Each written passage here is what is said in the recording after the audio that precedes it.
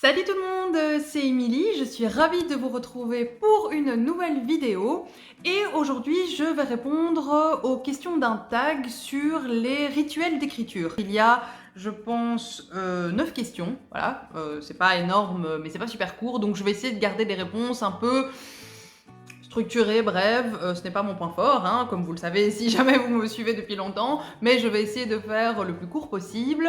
Et oui, j'ai la feuille ici, hein, j'ai pas mémorisé les questions, mais la première c'est quand est-ce que tu écris, donc heure de la journée ou jour de la semaine. Alors, je n'ai pas d'heure de la journée ou de jour de la semaine particulier, je ne vais pas non plus dire que je n'écris que quand l'inspiration est là, parce que sinon on écrit une fois tous les 3 mois si on a de la chance, mais c'est vrai que généralement je travaille la nuit, donc j'écris mieux la nuit, et j'ai remarqué aussi que j'écris mieux, bizarrement, quand je suis fatiguée. C'est-à-dire que quand je viens de me lever, c'est très dur pour moi de me mettre à écrire. Si je suis dans un horaire qui est mon horaire à moi, c'est-à-dire un horaire de nuit, je vais peut-être me lever à 2-3 heures de l'après-midi, mais je ne vais commencer à écrire que vers minuit, 1 heure, parfois 2 heures, voilà, pendant quelques heures avant d'aller dormir.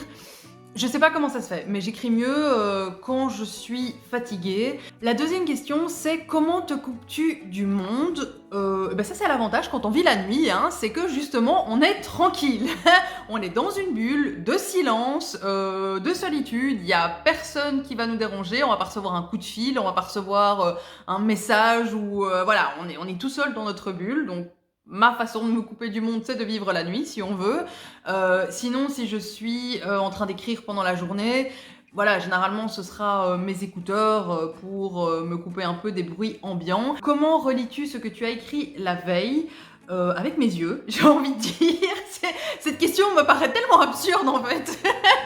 Comment est-ce que tu relis? Avec mes yeux, voilà, et avec mon esprit, mais à part ça, je sais pas très bien quoi répondre. Mais non, bon voilà, évidemment, je vais relire ce que j'ai écrit la veille, avec une petite tendance au perfectionnisme un peu maladif, dans le sens où je vais le relire, je vais le corriger, je vais voilà, essayer déjà de le peaufiner, alors que je devrais juste le relire vite fait pour savoir où je m'étais arrêtée et enchaîner directement.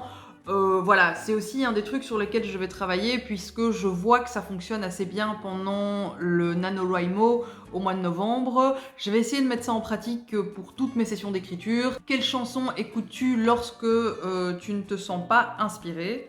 Oui, c'est ça, quatrième question.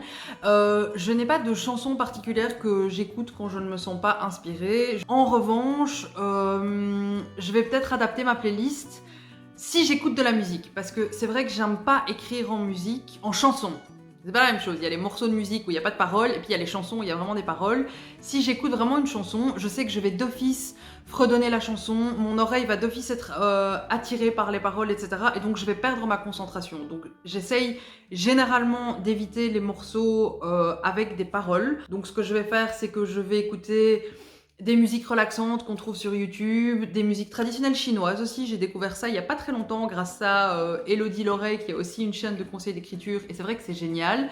Mais le meilleur truc que j'ai trouvé il y a quelques mois, et c'est juste super, c'est hyper pratique je trouve, c'est une playlist de bruit blanc. C'est-à-dire que c'est un fond sonore de vide quelque part. C'est pas facile à décrire quand on ne sait pas ce que c'est un bruit blanc, mais vous le trouverez dans ma playlist. Dans mes playlists, j'ai une playlist qui s'appelle Musique pour écrire ou Musique pour l'écriture, quelque chose comme ça. Elle est en accès public, donc si vous avez envie d'aller récupérer quelques morceaux, il y a différents styles de musique, mais sans paroles, hein. La plupart, c'est des musiques vraiment relaxantes. Et il y a ce morceau avec vraiment du bruit blanc. C'est en anglais, donc c'est white noise quelque chose, white noise background, je sais pas quoi. Moi, je m'en sers pour écrire parce que, malgré tout, même si on a l'impression qu'il y a rien, il y a quelque chose. On entend quand même. Si vous mettez play sur la vidéo, vous entendrez quelque chose.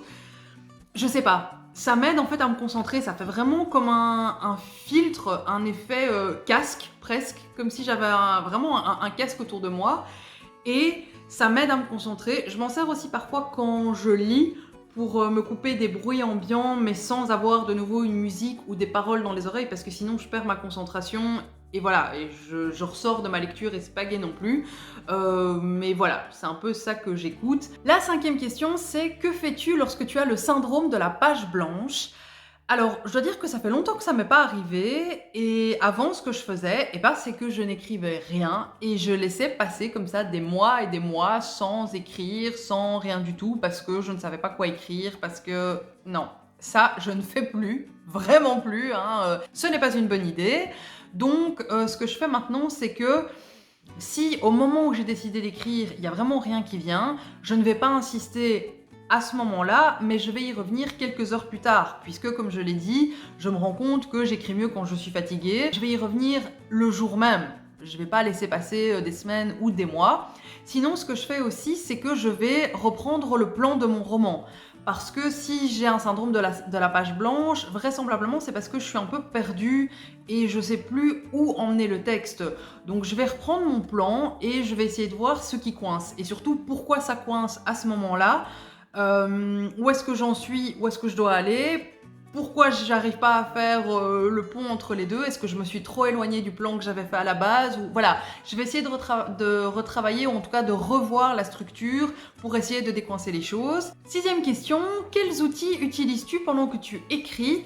Alors moi j'écris uniquement sur mon ordinateur, parfois sur mon téléphone si je suis dans le fauteuil et que j'ai pas envie de me relever, ou si je suis à l'extérieur et que j'ai un moment une idée, une inspiration, même si c'est juste 2-3 phrases. Mais voilà, je suis plutôt numérique. À une exception près, c'est que j'ai besoin d'avoir des feuilles blanches, enfin des feuilles de brouillon près de moi, parce que ça m'arrive souvent voilà, d'être en plein milieu d'une phrase ou en plein milieu d'un chapitre et tout d'un coup j'ai une idée qui me traverse pour un autre chapitre, soit chapitre précédent, soit chapitre suivant que je n'ai pas encore écrit, et j'ai pas envie de m'interrompre en fait. J'ai pas envie de m'interrompre, surtout si je suis dans un bon flux, un bon rythme comme ça, que ça coule tout seul. J'ai vraiment pas envie de m'interrompre au risque de perdre le fil de mes idées. Donc j'ai toujours des feuilles de brouillon à portée de main pour pouvoir noter vite fait la petite idée qui m'est venue en tête ou le truc à vérifier et pouvoir replonger directement dans mon texte. Septième question, quelle est la chose dont tu ne peux pas te passer pendant que tu écris? Et là, c'est pas génial, mais c'est de cigarettes. Je ne sais pas écrire sans avoir mes cigarettes et sans fumer. C'est horrible, surtout pour un auteur, hein. Ne pas savoir écrire sans fumer, c'est vraiment un problème. Mais c'est vrai que la cigarette m'aide à réfléchir, m'aide à me concentrer et donc m'aide à écrire, ce qui n'est vraiment pas génial pour un auteur. Au niveau santé, c'est pas l'idéal.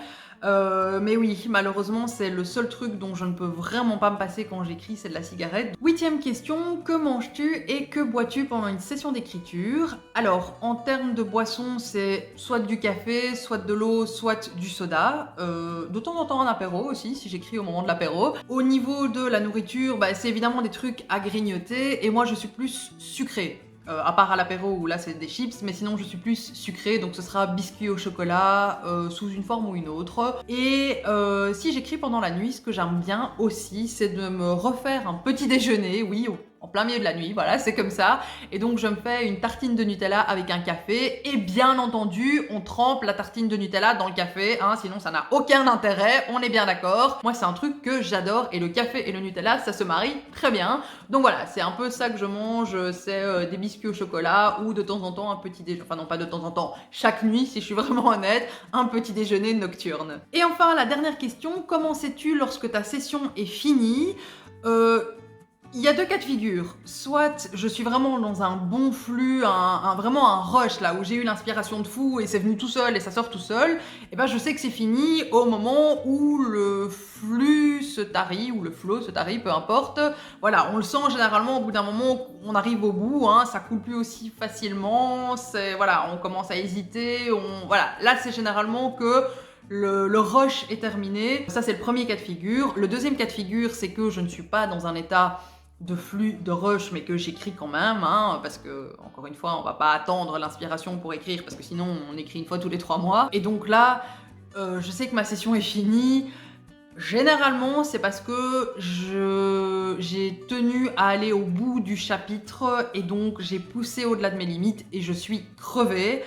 Et je commence à me sentir vaseuse, limite nauséeuse parce que je suis vraiment épuisée et qu'il est temps que j'aille dormir. Pas non plus m'endormir sur mon ordinateur, même si c'est déjà arrivé quelques fois, hein. Mon homme qui se lève vers 6h du matin pour commencer sa journée et qui me trouve comme ça sur mon ordinateur en train de dormir.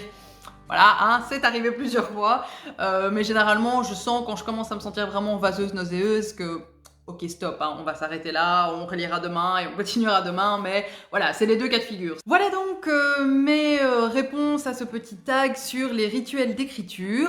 N'hésitez pas à partager les vôtres, hein, ici sous la vidéo en commentaire. On se retrouve la semaine prochaine pour une nouvelle vidéo. En attendant, n'hésitez pas à liker celle-ci, à la partager, à vous abonner si ce n'est pas encore le cas, à me rejoindre sur les réseaux sociaux si vous en avez envie aussi, puisque je partage des choses plusieurs fois par semaine, hein, que ce soit sur la vie d'auteur, que ce soit des lectures que je fais, enfin voilà, c'est un peu ce genre de choses. Je suis majoritairement active sur Instagram, donc si vous y êtes aussi, c'est là qu'on peut se retrouver et communiquer.